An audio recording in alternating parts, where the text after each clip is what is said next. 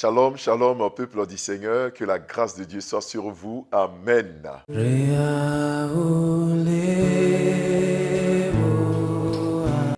Vous êtes sur la montagne, notre moment quotidien de prière à partir de 5h30. Et ce matin, vendredi, nous voyons la 5e église d'Asie mineure à laquelle le Seigneur adresse une lettre. Et nous la voyons dans le livre de Apocalypse, le chapitre 3, le verset 1 qui dit ceci. Écrit à l'ange de l'église de Sardes. Voici ce que dit celui qui a les 7 esprits de Dieu et les 7 étoiles. Je connais tes œuvres. Je sais que tu passes pour être vivant et tu es mort. Amen. Le thème donc de ce jour, c'est Sardes, vivant mais mort. Sardes, vivant mais mort. C'est donc le thème de ce matin. Nous voyons la 5e église. C'est une église qui symbolise la vie de plusieurs d'entre nous.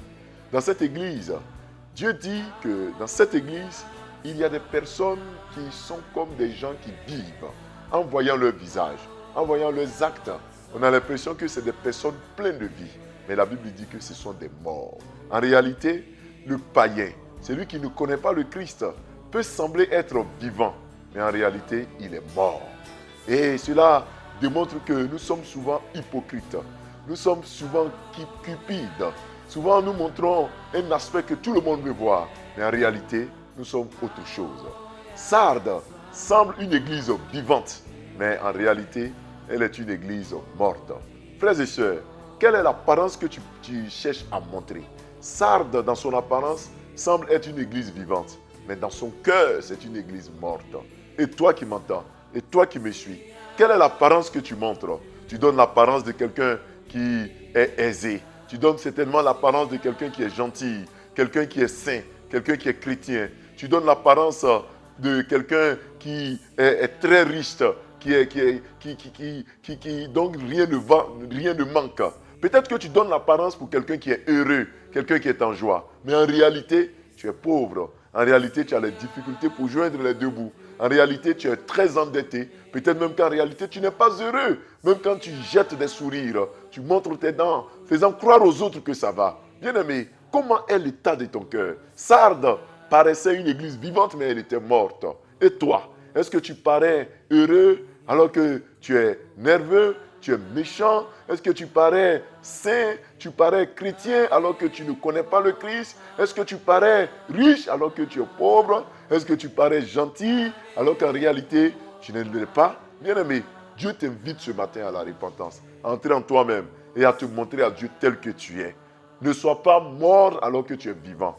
Ne sois pas vivant alors que tu es mort. Sois ce que tu es. Si tu vois que ça ne va pas, parle à ton Dieu. Sois honnête.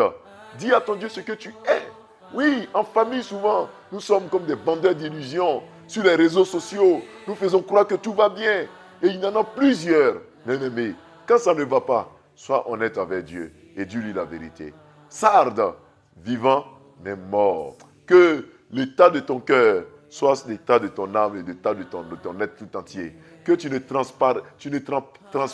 paraisses pas bon alors que tu es mauvais, mais que tu sois ce que tu es dans ton intérieur.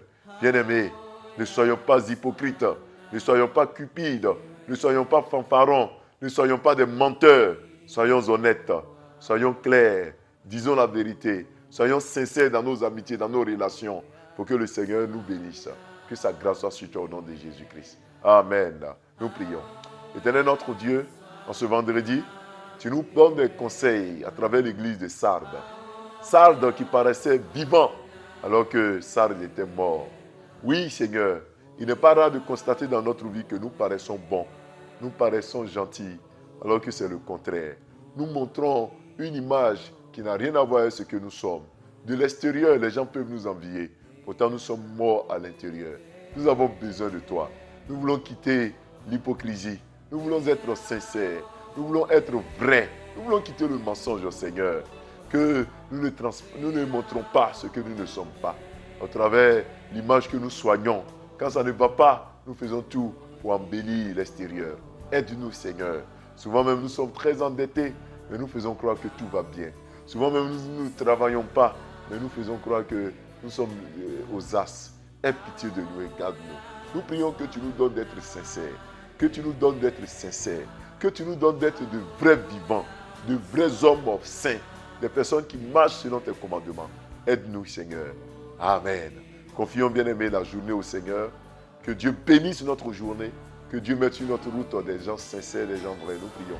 Père, mets sur notre route des gens sincères, des gens vrais, des gens qui te craignent, qui marchent selon tes commandements.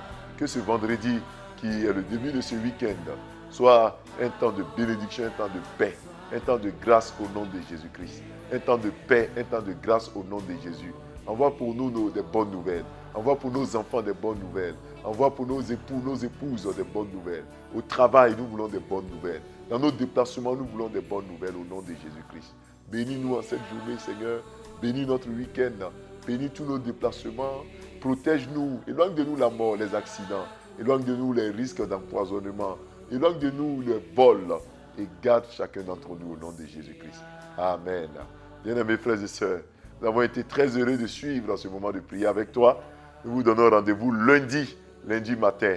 Mais avant, demain samedi certainement, nous allons faire le récap de tout ce que nous avons vu. Et puis lundi, nous allons commencer avec la 6e église d'Asie mineure. Dieu vous garde. Shalom et à lundi.